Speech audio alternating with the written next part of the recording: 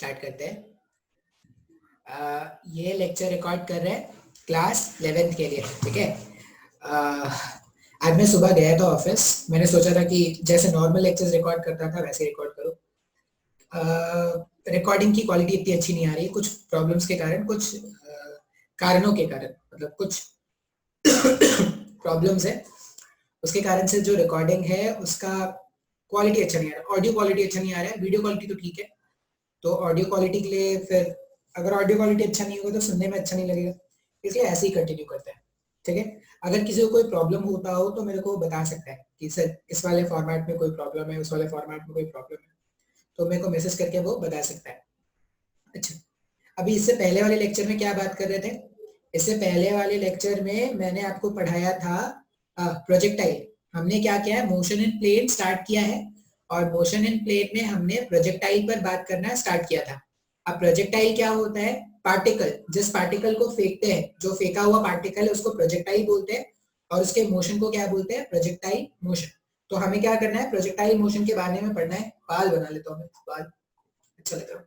हाँ, projectile motion के बारे में क्या करते हैं, स्टार्ट करते हैं।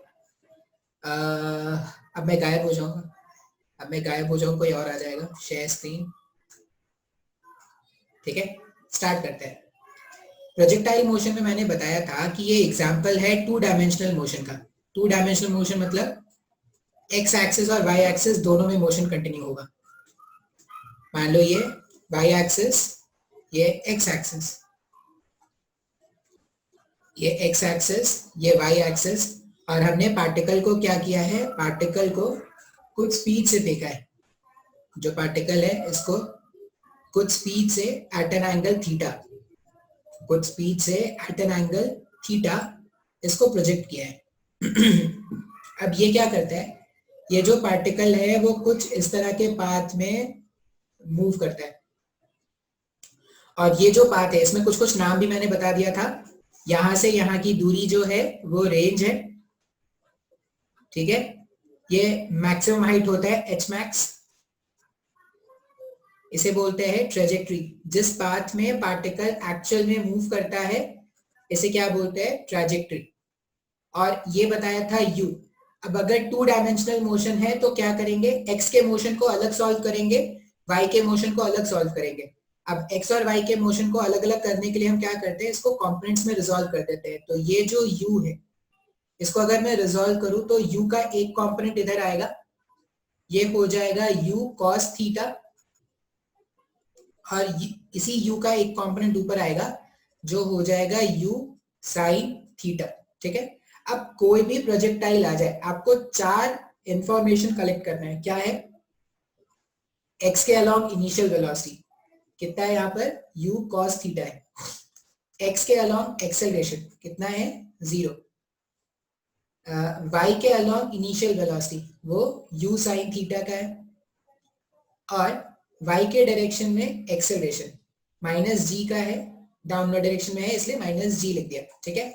अब एक्चुअल में एक पार्टिकल है जो यहां से जाके यहां से जाके यहां से जाके यहां से जाके यहां जा रहा है। लेकिन हम क्या अज्यूम करेंगे, हम ऐसा बोलेंगे कि एक पार्टिकल एक्स एक्सिस में चल रहा है, एक पार्टिकल वाई एक्सिस में चल रहा है। एक्स एक्सिस के जो पार्टिकल है या एक्स एक्सिस वाले पार्टिकल का जो मोशन है उसका वाई एक्सिस के कोई भी पैरामीटर से कोई फर्क नहीं पड़ने वाला।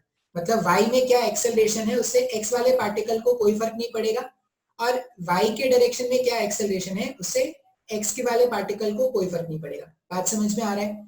x एक्सिस और y एक्सिस में जो मोशन है उसको लिंक करने वाला सिर्फ एक फैक्टर है। कॉमन फैक्टर क्या है? टाइम, समय है, समय बलवान है, समय नहीं बदलता, तो कॉमन फैक्टर है टाइम t। अब अपन ने क्या किया था, हमने रैंडमली हमने ये बोला था कि अगर कोई भी पार्टिकल पे, मतलब कोई भी पॉइंट पर है पार्टिकल, मान लो किसी p पॉइंट पर है पार्टिकल और मुझे उसका रैंडम वेलोसिटी जानना है, तो किसी भी इंस्टेंट पर पार्टिकल के वेलोसिटी का जो x कंपोनेंट आता है वो u cos थीटा ही रहता है। क्या? क्योंकि x के डायरेक्शन में कोई एक्सेलरेशन नहीं है तो x के डायरेक्शन में कोई वेलोसिटी चेंज नहीं होता है। y के डायरेक्शन पर अगर y के अलोंग अगर किसी भी पॉइंट पर आपको वेलोसिटी जानना है तो वो होता है u sin theta minus gt। अब जब तक जब तक ये वैल्यू पॉजिटिव है, u sin theta minus gt positive है, जब तक vy पॉजिटिव है, पार्टिकल ऊपर जा रहा है, particle is moving upward, particle is moving upward. और जब ये vy नेगेटिव है तो particle is moving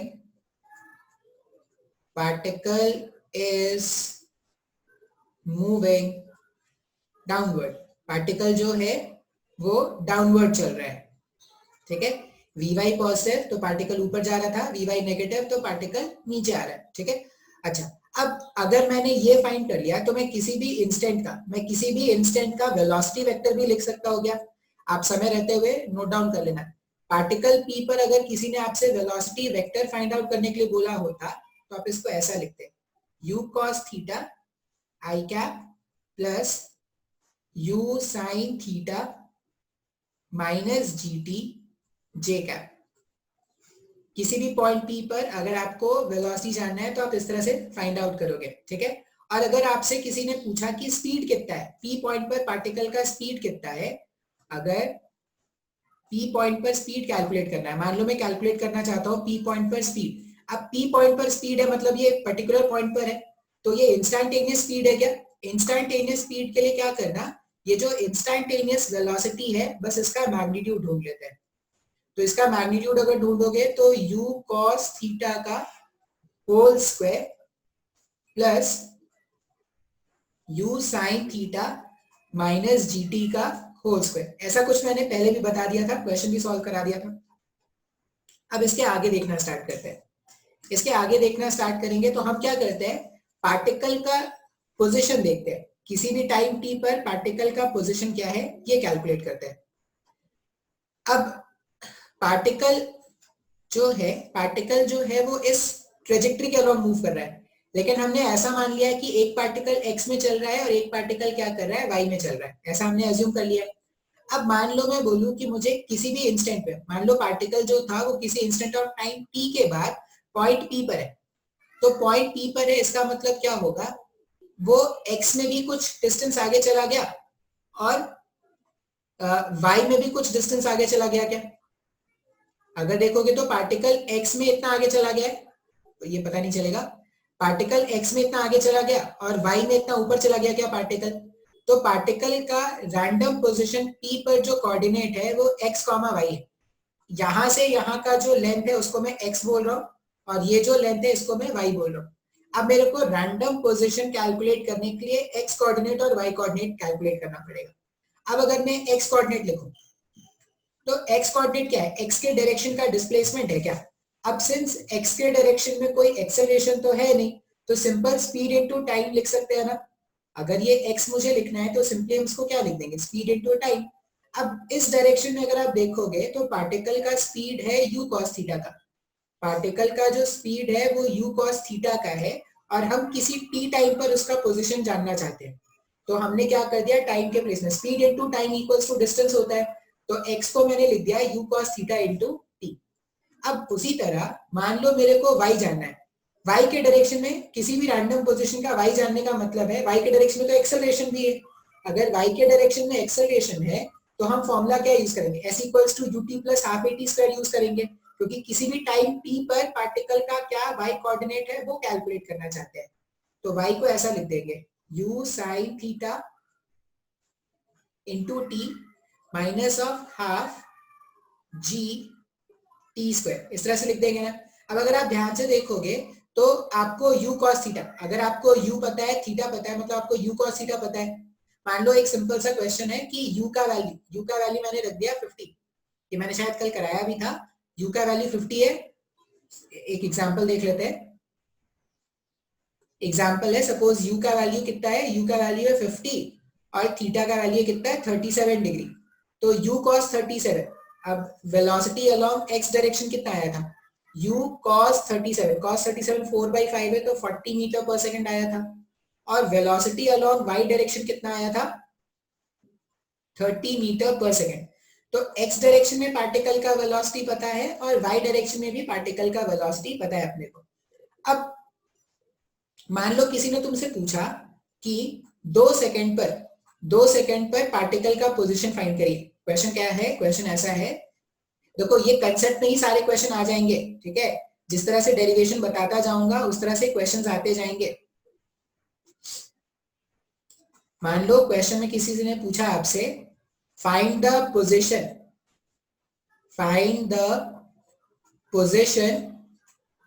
and position vector, find the position and position vector of the particle after 2 second. ठीक है, इस डेटा के लिए हमें ये क्वेश्चन पूछा गया है। ये जो डेटा है ना 50 और 37 का, उसके लिए हमसे क्या पूछा गया है? 2 सेकेंड के बाद पार्टिकल का पोजीशन पूछा गया है। ठीक है, स्टार्ट करते हैं। हम क्या जानते हैं, किसी भी पोजीशन का अगर x कैलकुलेट करना है, मतलब किसी भी प्रोजेक्टाइल का अगर x कैलकुलेट करना है तो वो क्या है? u cos theta into T. अब u cos थीटा ux का वैल्यू कितना है? 40 है, तो यहाँ पे रख दो 40 और टाइम के प्लेस में कितना रख दोगे? टाइम के प्लेस में रख दोगे 2। मतलब पार्टिकल का जो x कोऑर्डिनेट है 2 सेकेंड के बाद वो 80 मीटर का है क्या? बिल्कुल। अब अगर मैं y कोऑर्डिनेट के बारे में बात करूं तो y को क्या लिखेंगे? u sin theta into T. u sin theta ये कितना हो जाएगा? 30 into 2, u sin theta into 2 minus of half, g के प्लेस में 10 रखेंगे अनलेस वो मेंशन नहीं है, और t का स्क्वायर हो जाएगा 4। ये 1 हो गया, ये 2 हो गया, तो 10 इंटू 2 इज 20। 60 माइनस 20 तो ये कितना हो जाएगा? 40 मीटर्स का। इसका मतलब 2 सेकंड के बाद, अगर 2 सेकंड के बाद किसी ने पार्टिकल का पोजीशन पूछा होता तो ऐसा बोलते कि उसका x कोऑर्डिनेट 40 मीटर का है और उसका y कोऑर्डिनेट उसका x कोऑर्डिनेट 80 मीटर्स का है और उसका y कोऑर्डिनेट 40 मीटर्स का है। ये तो हो गया पोजीशन, ये तो मैंने पार्टिकल का पोजीशन निकाल दिया। अब पोजीशन वेक्टर कैसे लिखना होता है? तो पोजीशन वेक्टर भी लिखना मैंने सिखाया है। जनरली जहां से पार्टिकल को फेंकते हैं उसी को ओरिजिन मानते हैं। तो अगर मैंने पार्टिकल को जहां से फेंका उसको ओरिजिन मान लिया, ये अगर मेरा ओरिजिन है और पार्टिकल का अभी x और y कोऑर्डिनेट कितना है? x कोऑर्डिनेट है 80, y कोऑर्डिनेट है 40। मान लो ये पॉइंट है O और ये है P, तो OP वेक्टर P का जो पोजीशन वेक्टर होगा, जहां पहुंचना है वहां के कोऑर्डिनेट्स माइनस जहां से स्टार्ट किया है। और x के साथ लिख रहे तो i कैप, y का अगर लिखेंगे तो j कैप। तो जो पोजीशन वेक्टर होगा वो क्या हो जाएगा? 80 i cap plus 40 j cap. अब कुछ लोगों के मन में आएगा सर ये जीरो क्यों लिखते हो? जीरो तो कुछ होता ही नहीं है। देखो यहाँ पर ऐसा बोलते हैं कि रेफरेंस, कुछ नहीं बोला गया मतलब रेफरेंस ओरिजिन से लिया गया। बहुत बार वो रेफरेंस भी चेंज कर देते हैं। अब अगर रेफरेंस चेंज कर देंगे तो पोजीशन वेक्टर में आपको ये लिखना पड़ेगा। जैसे मैं बोल देता कि अगर जो रेफरेंस पॉइंट है वो 10,20 का है तो ये चेंज हो जाता है क्या पोजीशन वेक्टर? बात समझ में आ रहा है? तो हम क्या करेंगे, किसी भी पॉइंट पर स्टार्ट करते हैं। तो अभी तक हमने क्या देखा है कि पार्टिकल अगर प्रोजेक्टाइल मोशन में है तो किसी भी रैंडम पोजीशन p पर पार्टिकल का स्पीड कैसे कैलकुलेट करेंगे ये जानते हैं, और किसी भी रैंडम पोजीशन p पर पार्टिकल का x और y कोऑर्डिनेट कैसे कैलकुलेट करना है ये भी हमने क्या कर लिया है? कैलकुलेट कर लिया है। अब इसमें हम क्या करते हैं, आगे सीखते हैं फाइंड आउट करना equation of trajectory. Equation of trajectory का मतलब क्या है? पार्टिकल जिस पाथ में चलता है, पार्टिकल जिस पाथ में चलता है, जैसे ये पार्टिकल इस पाथ को फॉलो कर रहा है ना, पार्टिकल जिस भी पाथ में मूव करता है उस पाथ को ही हम क्या बोलते हैं? उस पाथ को हम बोलते हैं ट्रैजेक्टरी। जैसे ये जो पाथ था, ये this path is known as trajectory. अब इस पाथ का अपने को इक्वेशन फाइंड आउट करना है। इस पाथ का जो इक्वेशन होगा उसी को हम क्या बोलेंगे? Equation of trajectory.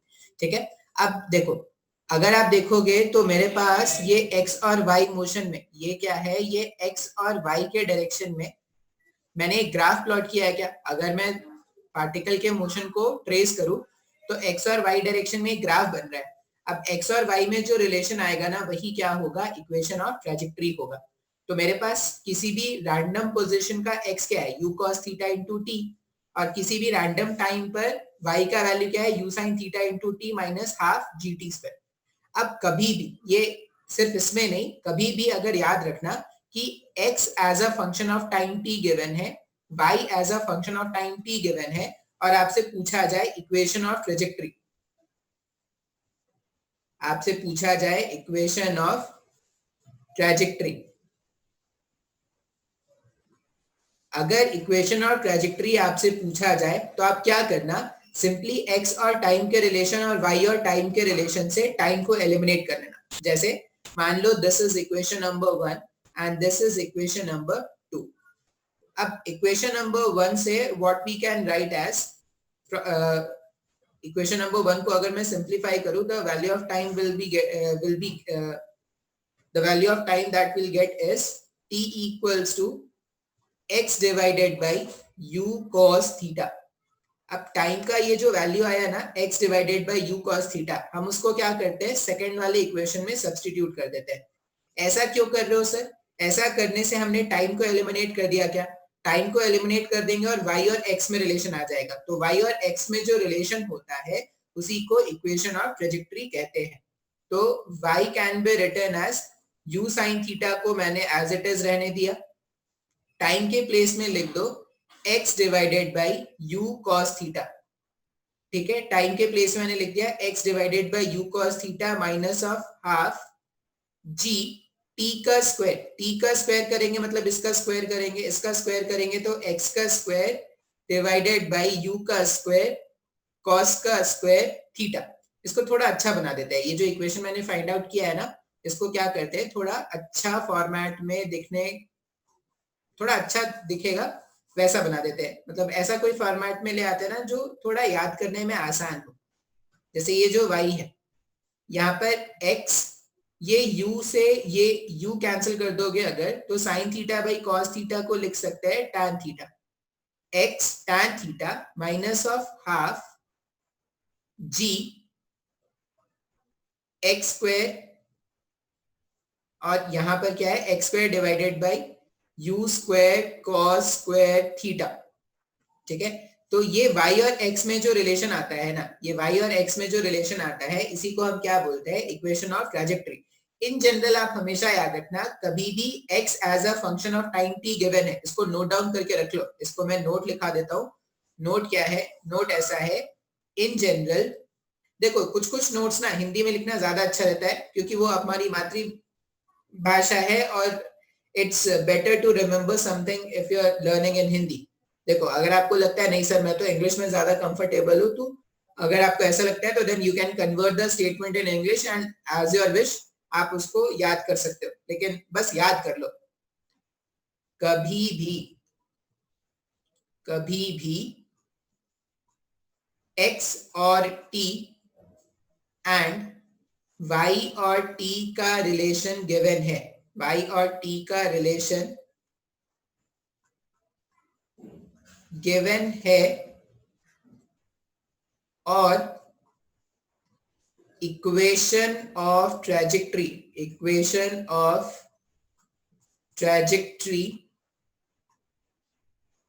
फाइंड करने को बोला जाए, फाइंड करने को बोला जाए, इक्वेशन ऑफ ट्रेजेक्ट्री फाइंड करने को बोला जाए तो टाइम को एलिमिनेट करके, टाइम को एलिमिनेट करके जो xy में रिलेशन आएगा, xy में रिलेशन आएगा वही इक्वेशन ऑफ ट्रेजेक्ट्री है। ठीक है, आप इसको कंप्लीट कर लेना, वही इक्वेशन ऑफ ट्रेजेक्ट्री है। जैसे यहाँ पर मैंने इक्वेशन ऑफ ट्रेजेक्ट्री फाइंड कर लिया, y equals to x tan theta minus half g x square u square cos square theta. अब इस इक्वेशन ऑफ ट्रेजेक्ट्री के और भी फॉर्मेट्स आएंगे, इक्वेशन ऑफ ट्रेजेक्ट्री पे बेस्ड और भी क्वेश्चंस आएंगे, लेकिन एक बार हम क्या करते हैं कुछ बेसिक फॉर्मूलाज जैसे रेंज, मैक्सिमम हाइट, ये सब फाइंड कर लेते हैं, फिर आपको क्या करते हैं इक्वेशन ऑफ ट्रेजेक्ट्री के भी क्वेश्चन सॉल्व करा देंगे। ठीक है, अभी के लिए याद कर लो कि x और y में रिलेशन गिवन था, इसलिए मैंने आपको क्या करा दिया, इक्वेशन ऑफ ट्रेजेक्ट्री याद डिराइव करा दिया। अब इक्वेशन ऑफ ट्रेजेक्ट्री जो है बहुत ज्यादा इंपॉर्टेंट है, तो आपको बाकी कुछ याद रहे ना याद रहे, आपको इक्वेशन ऑफ ट्रेजेक्ट्री याद रखना है। अब कैसे याद रखेंगे सर, इतना भारी सा आपने इक्वेशन बना दिया, तो आते जाते क्या करेंगे, अपने कभी भी अपने दोस्तों से मिलोगे तो दोस्तों को हाय हेलो मत करना, क्या बोलना, इक्वेशन ऑफ ट्रेजेक्टरी बोलना उसको, y equals to x tan theta minus half G x square upon u square cos square theta, ठीक है, ऐसे बोलोगे। सुबह शाम मंत्र के जैसा इसका जाप करोगे, ठीक है, तो तुम्हारी दिन की शुरुआत भी अच्छी होगी, रात का समय भी अच्छा कटेगा और एग्जाम भी अच्छा जाएगा। तो इस तरह से क्या करेंगे, इसको याद कर लेंगे, 3-4 दिन बोलते रहोगे बोलते रहोगे बोलते रहोगे, खुद भी बोलोगे, घर वालों को भी सुनाओगे तो याद हो जाएगा, तुम भी जान जाओगे, घर वाले भी जान जाएंगे, बोलेंगे लड़का या लड़की कितना पढ़ती है। तो ये हमारे पास u sin थीटा और u cos थीटा है, मैंने इस तरह से रिजॉल्व किया, सिंप्लीफाई किया, तो मेरे पास रेंज ट्रेजेक्टरी। अब क्या करना है ना, जो कॉलेजेस के एग्जाम में पूछते हैं, कॉलेज के एग्जाम में range, maximum height, time of flight, इस पे बहुत बात करते हैं, तो हम भी बात कर लेते हैं, ठीक है। फिर से बोलूंगा, फॉर्मूला डिराइव करा दे रहा हूं, लेकिन कोई जरूरी नहीं है फॉर्मूला याद रखना, कैसे फॉर्मूला डिराइव कर रहे हैं वो ज्यादा इंपॉर्टेंट है, क्योंकि एग्जाम्स में कभी भी डायरेक्ट क्वेश्चन नहीं आता, क्वेश्चन जो होगा वो थोड़ा चेंज होके आएगा, तो डायरेक्ट फॉर्मूला से ज्यादा इंपॉर्टेंट है कैसे फॉर्मूलाज को डिराइव करें, तो वो ध्यान से देखना। सबसे पहले हम बात करते हैं टाइम ऑफ फ्लाइट के बारे में। टाइम ऑफ फ्लाइट, अब ये टाइम ऑफ फ्लाइट उड़ने का टाइम, ठीक है, टाइम ऑफ फ्लाइट उड़ने का टाइम, या ऐसा बोल लो, जितने टाइम तक प्रोजेक्टाइल, जितने टाइम तक प्रोजेक्टाइल, जितने टाइम तक प्रोजेक्टाइल एयर में है, जितने टाइम तक पार्टिकल एयर में रहता है उसको हम क्या बोलते हैं, टाइम ऑफ फ्लाइट बोलते हैं। अब टाइम ऑफ फ्लाइट का अपने को क्या करना है, वैल्यू कैलकुलेट करना है, ठीक है। अच्छा, अब मैंने आपको क्या बताया था, ये जो डायग्राम मैंने आपको बताया था, ये डायग्राम मैं थोड़ा साफ कर देता हूँ, ये एक्स और वाई का मतलब चला गया, अभी इसको भी हटा दो, इसको भी हटा दिया, ये भी हट गया, ये भी हट गया, हट गया, हट गया, हट गया, हट गया, ये भी हटा दो, ठीक है।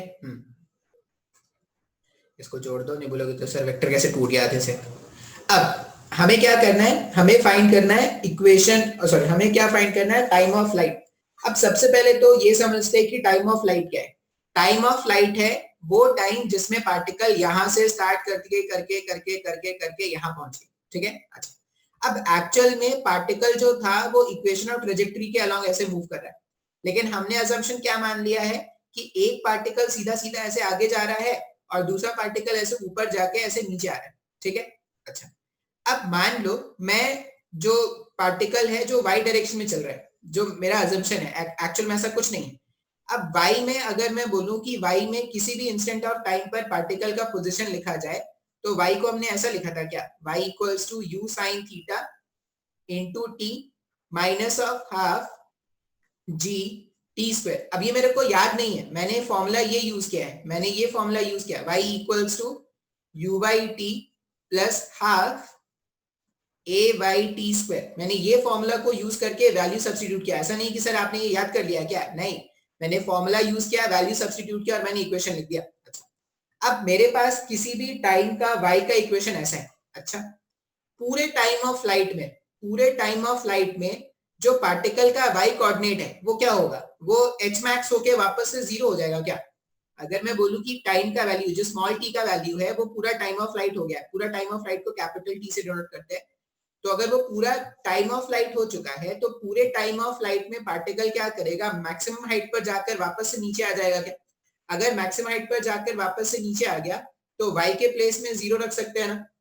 अगर मैं पूरे टाइम ऑफ फ्लाइट के बारे में बात करूं तो y का वैल्यू हो गया 0, 0 equals to u sine theta, time के प्लेस में रख दो कैपिटल T, ये जो स्मॉल t था उसके प्लेस में रख दिया कैपिटल T, क्यों, क्योंकि टाइम ऑफ फ्लाइट के बारे में बात कर रहे हैं, minus of half g capital T का स्क्वायर। ऐसा लिखा जा सकता है, बिल्कुल सर लिख सकते हैं। अब यहां से अगर आप इसको सिंप्लीफाई करना चाहोगे,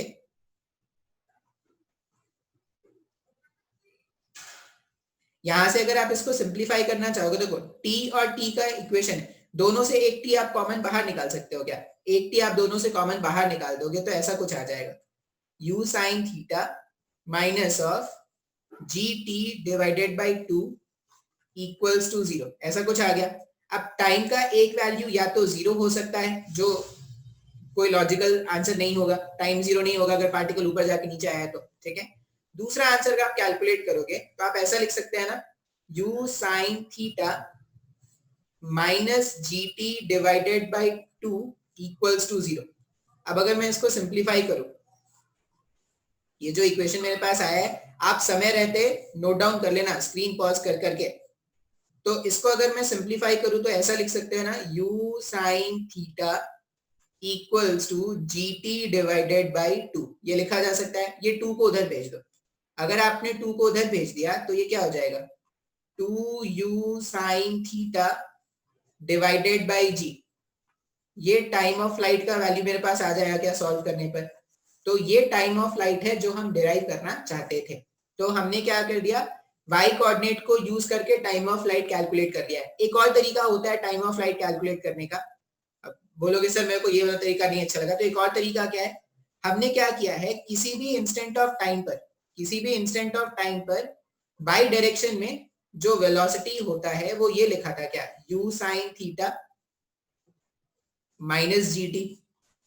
किसी भी इंस्टेंट ऑफ टाइम पर वाई डायरेक्शन का जो वेलोसिटी होता है वो u sin theta minus G T है। अच्छा, हम ये जानते हैं कि पार्टिकल को जितने स्पीड से ऊपर फेंकते हैं वो जब ग्राउंड को वापस आता है तो उतनी स्पीड से आता है क्या।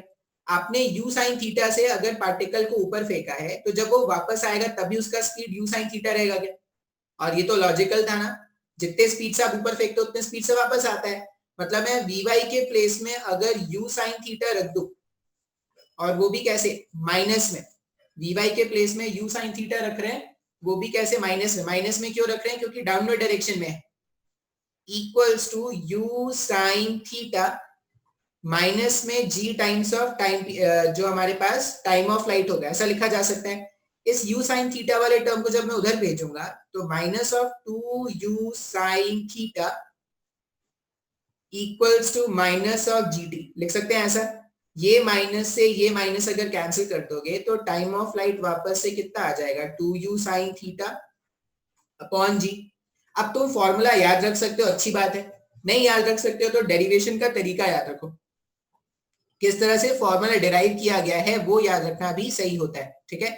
तो हमने क्या कर दिया, टाइम ऑफ फ्लाइट का वैल्यू फाइंड आउट कर लिया। अच्छा, और क्या फाइंड कर सकते हैं सर, यहाँ पर फाइंड कर सकते हैं रेंज। अब रेंज का मतलब हो गया कि मैक्सिमम कितने दूर तक पार्टिकल जा सकता है, मतलब मैक्सिमम कितने दूर तक जा सकता है, मतलब एक्स में वो कितना आगे ट्रैवल कर सकता है, यही हमारा रेंज है क्या। तो अगर मेरे को रेंज कैलकुलेट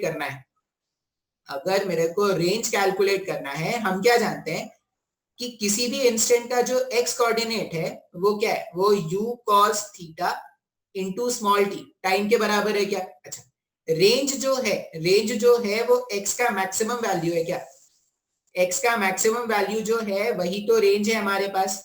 और टाइम t, अच्छा u cos थीटा, x के डायरेक्शन में स्पीड कभी चेंज नहीं होता, ये हमेशा u cos थीटा रहेगा। लेकिन जो t होगा वो क्या हो जाएगा, टाइम ऑफ फ्लाइट के बराबर हो जाएगा रेंज में। अब जितने टाइम पर पार्टिकल यहां से यहां पहुंचा होगा उसी टाइम में x में पार्टिकल कितना चलता है उसी को तो रेंज बोलते हैं। टाइम ऑफ फ्लाइट का वैल्यू था 2u sin theta upon g। तो अगर मैं यहां से रेंज का वैल्यू फाइंड आउट करूं तो मैं रेंज को क्या लिख सकता हूं, ये जो रेंज है, रेंज को लिखा जा सकता है u cos theta into 2u sin theta divided by g। इसको अगर आप सिंप्लीफाई करोगे तो मैं यहाँ पे सिंप्लीफाई कर देता हूं इधर। तो ये रेंज देखो क्या लिखेंगे, range equals to 2u square sin theta into cos theta divided by g। ये रेंज का वैल्यू हमारे पास आ रहा है, लेकिन ये वो फॉर्मूला नहीं है जो हमें याद करना है। फिर कौन सा फॉर्मूला याद करना है सर, हमने ना ट्रिग्नोमेट्री जब आपको पढ़ाया था तो ये बताया था एक formula, sin 2 theta equals to 2 sin theta into cos theta. एक ऐसा फॉर्मूला हमने आपको पढ़ाया होगा। अब ये फॉर्मूला जो पढ़ाया है ना उसको आप इस इक्वेशन में यूज कर सकते हो, 2 sin theta cos theta. 2 sin theta cos theta के प्लेस में sin 2 थीटा लिखा जा सकता है। इसका मतलब जो रेंज है रेंज का वैल्यू क्या लिखेंगे, रेंज का वैल्यू लिखेंगे यू स्क्वायर को एज इट इज रहने दो, 2 साइन थीटा कॉस थीटा के प्लेस में लिख देते हैं साइन 2 थीटा और इसको डिवाइड कर देते हैं जी से। तो रेंज का वैल्यू कितना आ जाएगा, रेंज का वैल्यू आता है u square sine 2 theta upon g. ये हमारे पास क्या हो गया, रेंज का वैल्यू आ गया। तो इस तरह से हमने क्या कर लिया, रेंज का भी फॉर्मूला डिराइव कर लिया, u square sine 2 theta upon g. अच्छा, अब एक बार बाकी और एच मैक्स का भी फॉर्मूला डिराइव कर लेते हैं, फिर एक एक करके इसमें छोटे छोटे क्वेश्चंस भी देख लेंगे। अब मेरे पास रेंज आ गया, एच मैक्स क्या है, एक्स का, देखो एक्स का जो मैक्सिमम वैल्यू हो सकता था उसे हमने रेंज बोला था, वाई का जो मैक्सिमम वैल्यू होगा, वाई का जो मैक्सिमम वैल्यू होता है उसे क्या बोलते हैं, वाई का जो मैक्सिमम वैल्यू है वही मेरा मैक्सिमम हाइट अटेन्ड है क्या। अच्छा, अब हम ये जानते हैं कि जितना टाइम ऊपर जाने में लगता है उतना ही टाइम नीचे आने में लगता है। इसका मतलब time of ascent equals to time of descent equals to time of flight का आधा हो जाएगा क्या। अगर पूरा टाइम कैपिटल टी का है तो उसमें आधा टाइम ऊपर जाने में लगेगा और आधा टाइम नीचे आने में लगेगा। तो time of ascent equals to time of descent और वो t/2 के बराबर है। अब यहां पर अगर मैं एच मैक्स का वैल्यू कैलकुलेट करूं तो एच मैक्स के लिए मैं क्या कर सकता हूं, ये जो y का इक्वेशन था हमारे पास, y equals to u sine theta minus of half ji t का square, u sine theta into t भी था, u sine theta into T minus half जी टी का स्क्वायर, ये इक्वेशन था ना। अब इस टी के प्लेस में मैं कैपिटल t/2 का वैल्यू पुट कर दूं तो मुझे y का मैक्सिमम वैल्यू मिल जाएगा क्या। अच्छा, कैपिटल t/2 के प्लेस में मैं ऐसा भी लिख सकता हूँ, टाइम ऑफ एसेंट जो है उसको मैं u साइन थीटा अपॉन जी भी लिख सकता हूँ क्या। जो टाइम ऑफ एसेंट था उसको मैंने क्या लिख दिया, u साइन थीटा अपॉन जी, या टाइम ऑफ एसेंट को ना आप ऐसा भी लिख सकते हो,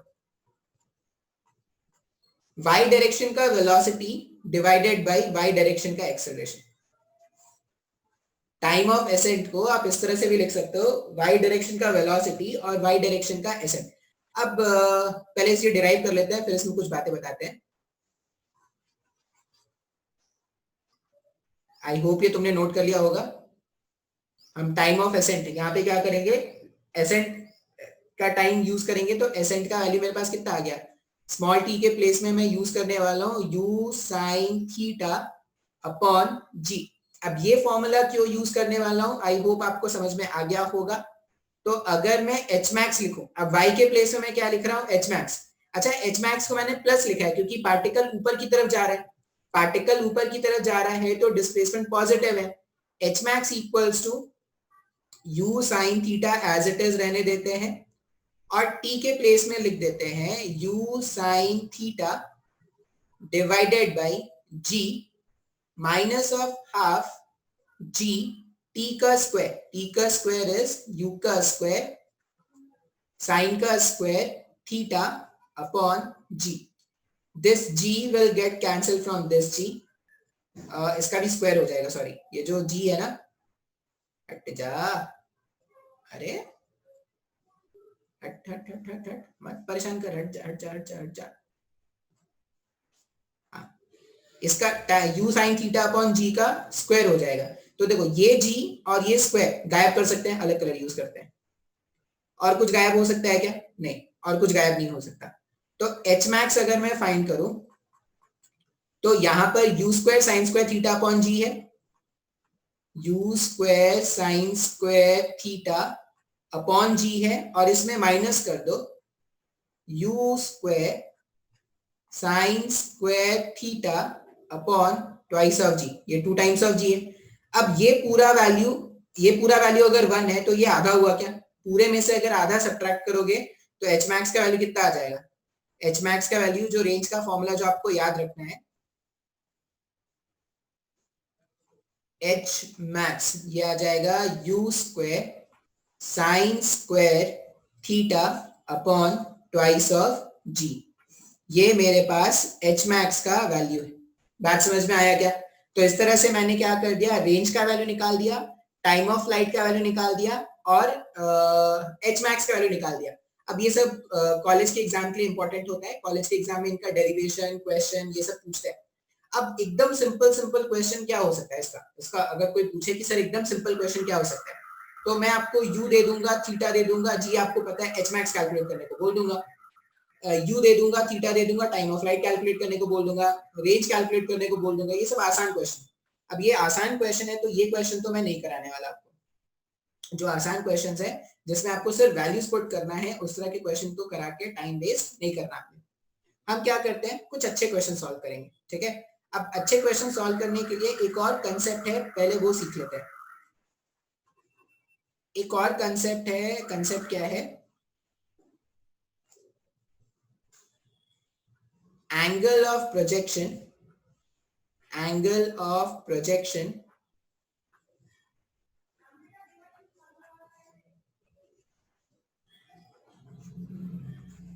for maximum range, angle of projection for maximum range. पहले तो उसकी कहानी समझते हैं कि ये मैक्सिमम रेंज की बात हम क्यों कर रहे हैं। मैं आ जाऊंगा अभी,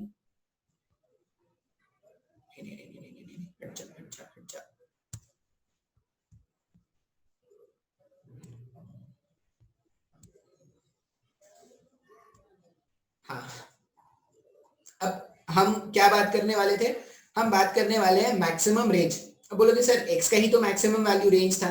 अब रेंज का मैक्सिमम का मतलब क्या है, तो रेंज के मैक्सिमम का मतलब क्या है, तुमने कभी जैवलिन थ्रो अगर देखा होगा, कभी भी अगर तुमने देखा है जैवलिन थ्रो, जैवलिन थ्रो में क्या होता है, अगर तुम देखोगे तो जो एथलीट होते हैं वो क्या करते हैं, ये जो जैवलिन होता है उसको ग्राउंड से ना सर्टेन एंगल पे फेंकते हैं, ठीक है।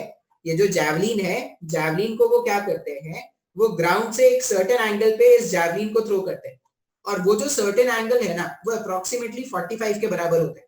अब बोलोगे सर क्या एथलीट्स को पता होता है ये बात, अब देखो गॉड नोज उनको पता है कि नहीं, लेकिन उनकी जो ट्रेनिंग होती है उसमें उनको ये सिखाया जाता है कि आप 45 के एंगल पर फेंको। अब तुमने देखा होगा कभी भी ओलंपिक्स या कोई भी एशियन गेम्स या कुछ भी अगर तुमने टीवी पे कभी टेलीकास्ट देखा होगा तो you might have notice that. अब इसका मतलब क्या है, देखो मान लो मैं बोलूं कि कोई इंसान है, कोई इंसान है, अब इंसान की जो फेंकने की कैपेसिटी है उसकी तो लिमिट है ना, हर कोई की जो फेंकने की कैपेसिटी उसका एक लिमिट है, उस अपने लिमिट से ज्यादा वो नहीं फेंक सकता। कुछ लोग होते हैं जो ज्यादा भी फेंक देते हैं, बहुत ज्यादा फेंक देते हैं, इतना फेंक देते हैं कि लपेटना मुश्किल होता है। तो I am not talking about that फेंकना, मैं बात कर रहा हूँ जैवलिन फेंकना, या मैं बात कर रहा हूँ प्रोजेक्टाइल के फेंकने के बारे में, ठीक है। समथिंग कोई और फेंकने के बारे में बात नहीं कर रहा। अब मैंने क्या बोला कि मेरे को एक पार्टिकल को दूर फेंकना है। अब मेरा जो स्पीड है, मेरा जो स्पीड है वो क्या है, ऑलमोस्ट कांस्टेंट है। एक इंसान का जो फेंकने का स्पीड होगा वो क्या है, कांस्टेंट है। क्या वैरी कर सकते हैं, तो फेंकने का एंगल, अगर मैं फेंकने के एंगल को चेंज कर दूं, जैसे देखो रेंज का फॉर्मूला क्या आया था, रेंज का फॉर्मूला आया है u square sine 2 theta upon g, ऐसा कुछ रेंज का फॉर्मूला आया है। अब अगर मैं बोल रहा हूं कि यू जो फेंकने का स्पीड है वो कांस्टेंट है, थीटा तो वेरिएबल है ना, थीटा तो चेंज किया जा सकता है। अगर थीटा चेंज किया जा सकता है तो ऐसा कौन सा थीटा रखा जाए, ऐसा कौन सा थीटा रखा जाए जिससे पार्टिकल को सबसे ज्यादा दूर तक फेंक सके। तो अपने को वही थीटा क्या करना है, कैलकुलेट करना है, ठीक है।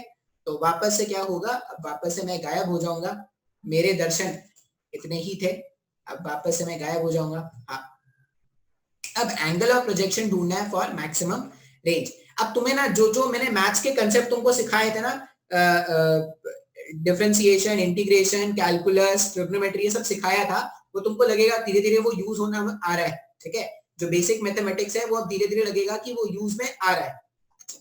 हमने क्या देखा कि जो रेंज है, ये जो रेंज है उसका फॉर्मूला क्या है, u square sine 2 theta upon g. हमने देखा रेंज जो है उसका मैक्सिमम फॉर्मूला क्या है, u square sine 2 theta upon g, ये फॉर्मूला है बिल्कुल। अब अगर u स्क्वायर का वैल्यू कांस्टेंट है, मैंने बोला कि फेंकने का जो स्पीड है वो कांस्टेंट है, g का वैल्यू कांस्टेंट है, मतलब रेंज का वैल्यू, रेंज का वैल्यू डायरेक्टली प्रोपोर्शनल है क्या, साइन 2 थीटा के वैल्यू पर, ठीक है। इसका मतलब जब साइन 2 थीटा का वैल्यू मैक्सिमम होगा, जब साइन 2 थीटा का वैल्यू मैक्सिमम होगा उस टाइम पर रेंज भी मैक्सिमम होगा क्या पार्टिकल के? सेम देखो, एक अगर आपने थीटा वीटा फिक्स कर दिया, थीटा भी फिक्स कर दिया आपने, यू भी फिक्स कर दिया, जी भी फिक्स कर दिया, तो वो एक पर्टिकुलर रेंज पर जाके गिरेगा। अब मैं क्या बात कर रहा हूं कि एक पर्टिकुलर इंसान अगर 50 मीटर पर सेकंड उसका मैक्सिमम फेंकने का स्पीड था, तो वो किस एंगल पर फेंके जिससे पार्टिकल क्या हो जाए, सबसे दूर जाकर गिरे। तो हमने देखा कि रेंज मैक्सिमम तब होगा जब साइन 2 थीटा का वैल्यू मैक्सिमम होगा। अब अगर आप साइन का टेबल देखोगे ना, मैंने ट्रिग्नोमेट्री आपको पढ़ाया है, आप साइन का कोई भी वैल्यू फाइंड करके देख लो, आप साइन का कोई भी वैल्यू फाइंड करके देख लो, साइन 2 थीटा का मैक्सिमम वैल्यू, साइन 2 थीटा का मैक्सिमम वैल्यू जो है वो आपको 1 मिलेगा। साइन 2 थीटा का मैक्सिमम वैल्यू क्या मिलेगा आपको? 1 मिलेगा। और वो कब मिलेगा? जब भी आपका एंगल, जब भी आपका एंगल जो है वो 90 डिग्री के बराबर हो, 90 हो या 270 हो, तभी आपको क्या मिलेगा? आपको ये जो साइन 2 थीटा है उसका वैल्यू 1 मिलेगा। ठीक है, 270 में तो -1 हो जाता है, अपने को +1 चाहिए। तो जब जब आपका 2 थीटा का वैल्यू, ये जो 2 थीटा एंगल है वो 90 के बराबर होगा, तो साइन 90 का वैल्यू क्या हो जाएगा? मैक्सिमम हो जाएगा, जो 1। इसका मतलब अगर 2 थीटा का वैल्यू मैक्सिमम है, तो थीटा को हम कितना बोल सकते हैं? 45 डिग्री बोल सकते हैं क्या? इसका मतलब ये है कि for maximum range, for maximum range, angle of projection, angle of projection must be 45 degrees. Angle of projection जो हो वो 45 डिग्रीज का होगा, तब पार्टिकल क्या करेगा? Maximum height, maximum range attain करेगा।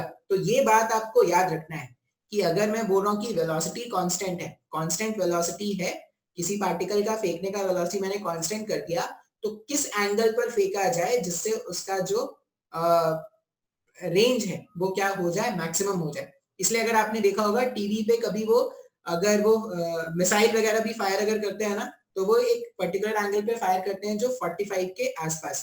ठीक है, अच्छा। अब ना इसमें ना एक क्वेश्चन ऐसा होता है, क्वेश्चन क्या होता है कि ऐसा बोलते हैं, क्वेश्चन है, if a projectile, if a projectile is fired, if a projectile is fired at an angle, at an angle of 57 degree and 57 degree and 43 degree, 57 degree and 43 degree, for which angle, for which angle of projection, angle of projection range will be maximum, range will be maximum। ये question पूछते हैं। क्या पूछते हैं कि अगर एक projectile था, उसको मैंने दो एंगल्स पे फायर किया, सेम वेलोसिटी रखा, सब कुछ सेम रखा, बस चेंज क्या कर रहे हैं? एक बार 57 डिग्री के एंगल ऑफ प्रोजेक्शन से फेंक रहे हैं, मतलब एक बार थीटा का वैल्यू 57 है और एक बार थीटा का वैल्यू 43 डिग्री है, तो किसके लिए रेंज का वैल्यू ज्यादा होगा? अब बोलोगे सर कहां से कैलकुलेट कर पाएंगे? 57 डिग्री भी अनस्टैंडर्ड वैल्यू है, बहुत ही बेकार वैल्यू है, इसका अपने को वैल्यू नहीं पता। 43 डिग्री का वैल्यू भी अपने को नहीं पता। 45 होता, 53 होता तो फिर भी सॉल्व कर सकते थे, अभी तो नहीं सॉल्व कर पाएंगे। तो कैसे सॉल्व करेंगे? आप ये देखो कि 45 डिग्रीज पर रेंज आपको क्या मिलता है? मैक्सिमम। आपके पास एक एंगल जो है वो 43 डिग्री का है और आपके पास दूसरा एंगल जो है वो 57 डिग्री का है। 45 और 43 के बीच में, 45 और 43 के बीच में 2 डिग्रीज का गैप है। 45 और 57 के बीच में अगर आप देखोगे तो 12 डिग्रीज का गैप है। इसका मतलब क्या है? जब एंगल जो है ना वो 45 के पास होता है, 45 के जितना पास एंगल रहेगा उसका रेंज का वैल्यू उतना ज्यादा रहता है। क्वेश्चन पूछा जा चुका है, इसलिए मैं आपको बता दे रहा हूँ ये कि आपका जो प्रोजेक्शन एंगल है वो 45 डिग्री, 45 डिग्री पर मैक्सिमम है। चलो सर ये तो याद हो गया, हर बुक्स में भी आपको लिखा मिल जाएगा। लेकिन आपको ये भी याद रखना है कि जो भी एंगल 45 से जितना ज्यादा होगा, 45 से जितना ज्यादा क्लोज होगा, उसका रेंज ऑफ, उसका जो रेंज का वैल्यू है वो दूर वाले 45 से दूर वाले एंगल के लिए क्या होगा, उससे ज्यादा होगा। मतलब 43, 45 से 43 2 डिग्री के चेंज पे पहुंच जाएंगे, 45 से 57 12 डिग्री का चेंज है। इसका मतलब रेंज फॉर 43 जो होगा वो ज्यादा होगा in comparison to range for 57 degree. ठीक है, 45 से जितना पास चले जाओगे रेंज बढ़ता चला जाएगा, ये आपका आंसर होगा। इसका मतलब ये भी है ना। अच्छा, एक और कंसेप्ट देखते हैं, यहाँ पर एक और कंसेप्ट देखते हैं।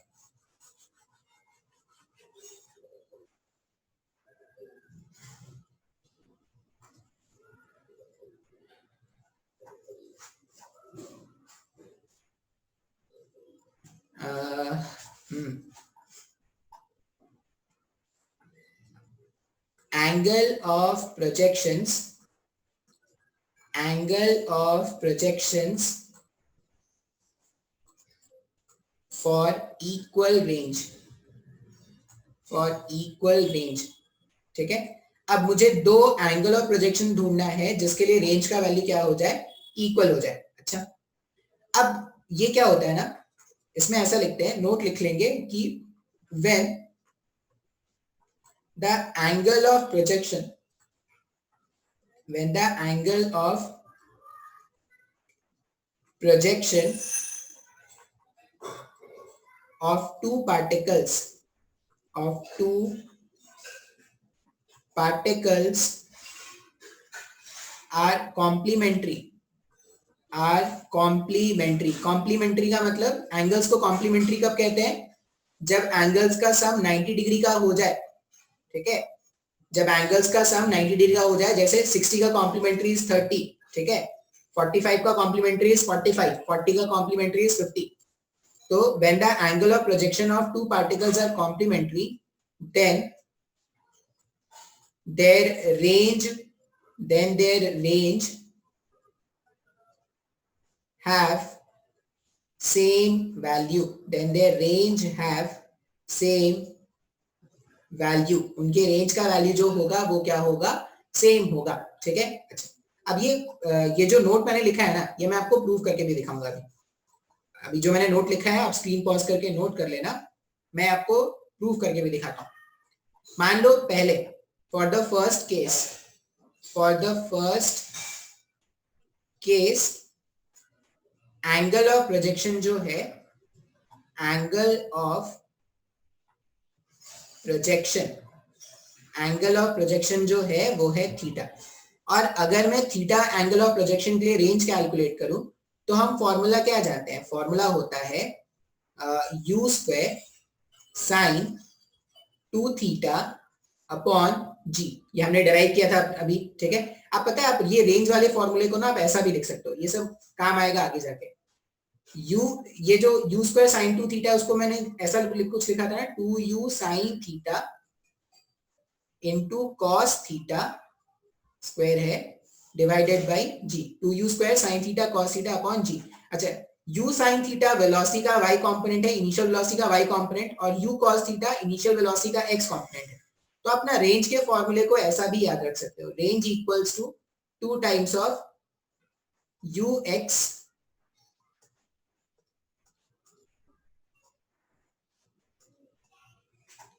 To times of ux uy upon ay।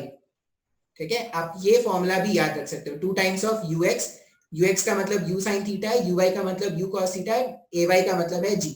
तो ये फॉर्मूला भी याद रख सकते हैं। ठीक है, आगे काम आता है इसलिए मैंने बता दिया, नोट डाउन कर लेना इसको। तो मैंने क्या देखा कि जब मेरे पास एंगल ऑफ प्रोजेक्शन थीटा का है, तो रेंज कितना आ रहा है, u square sine 2 theta upon g आ रहा है। अच्छा, अब मैं क्या करता हूँ, ये जो एंगल ऑफ प्रोजेक्शन है ना, ये जो एंगल ऑफ प्रोजेक्शन है इसका कॉम्प्लीमेंट्री ले लेते हैं। तो थीटा का कॉम्प्लीमेंट्री एंगल,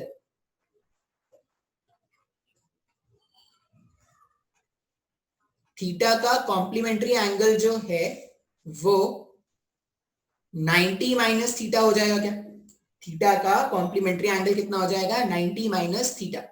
अब 90 माइनस थीटा को रख के अगर मैं रेंज कैलकुलेट करूं, तो मैं रेंज को क्या लिखूंगा, range equals to, you square में कोई चेंज नहीं रखा मैंने, साइन 2 बाहर रखते हैं और थीटा के प्लेस में आप पुट कर दे रहे हैं 90 माइनस थीटा डिवाइडेड बाई जी।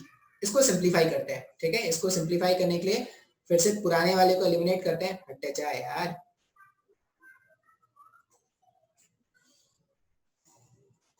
वैसे कंपेयर करने के लिए ये याद है formula, u square sine two theta upon g याद है, तो इसको भी हटा देते हैं। इसको सिंप्लीफाई करो, range equals to you square by g को तो एज इट इज रहने दो, साइन 2 अगर अंदर जाएगा तो इधर हो जाएगा 180 और इधर हो जाएगा माइनस में 2 थीटा।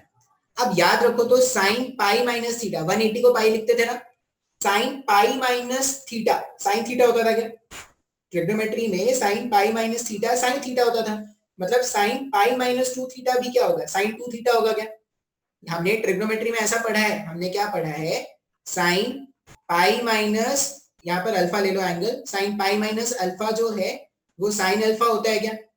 यहाँ पर अल्फा की प्लेस में 2 थीटा है, इसका मतलब ये जो रेंज है उसको मैं ऐसा भी लिख सकता हूँ क्या, U square upon G sine 2 theta, U square upon G sine 2 theta भी लिख सकते हैं। अच्छा, यही वैल्यू पहले भी आया था क्या रेंज का, u square sine 2 theta upon g, और अभी भी वही आ रहा है। इसका ये मतलब है कि जब भी प्रोजेक्टाइल को कॉम्प्लीमेंट्री एंगल से फेंका जाए, जब भी प्रोजेक्टाइल को कॉम्प्लीमेंट्री एंगल से फेंका जाए तो जो प्रोजेक्टाइल है वो क्या करेगा, सेम रेंज अटेन करेगा क्या? मतलब जो आपने, अगर आपने एंगल ऑफ प्रोजेक्शन को 60 रखा, जो रेंज मिलेगा वही एंगल ऑफ प्रोजेक्शन अगर आप 30 रखोगे तभी आपको वही रेंज मिलेगा क्या? तो आपको ये बातें याद रखनी पड़ेगी कि अगर एंगल ऑफ प्रोजेक्शन कॉम्प्लीमेंट्री है तो रेंज जो होगा वो क्या होगा, जो रेंज है वो सेम होंगे दोनों ही केसेस में, ठीक है। अब रेंज सेम है, हाइट सेम नहीं है। क्वेश्चन पूछते हैं, क्वेश्चन क्या पूछते हैं कि if angles of complementary, if angle of projections are complementary,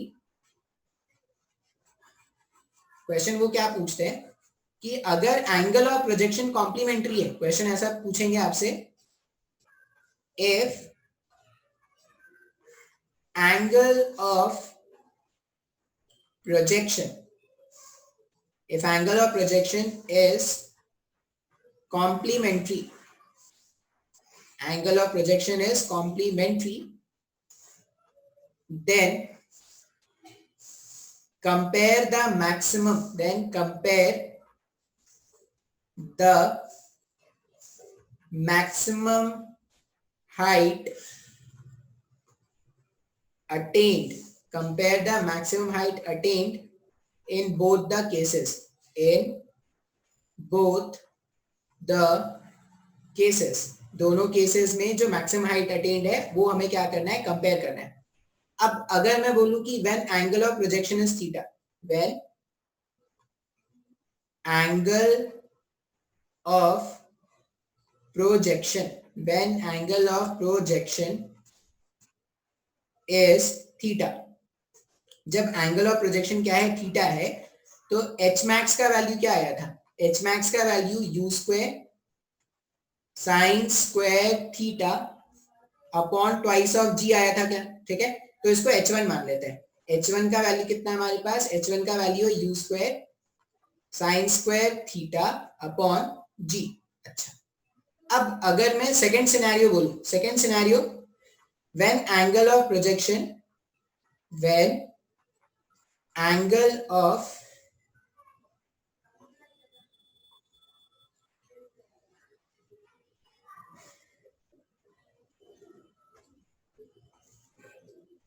थोड़ा स्पेस चाहिए, तो when angle of projection, angle of projection जो है इज 90 माइनस थीटा, उस केस में एच मैक्स जो होगा उसको h2 लिख दे अगर, तो वो क्या हो जाएगा, you square sine square theta के प्लेस में 90 माइनस थीटा रखेंगे क्या, डिवाइडेड बाई जी। अब इसको अगर मैं सिंप्लीफाई करूं तो h2 का वैल्यू हो जाएगा you square sign 90 minus theta cos theta होता है क्या, और अगर स्क्वायर कर दोगे तो ऐसा हो जाएगा ना, कॉस स्क्वायर थीटा अपॉन जी।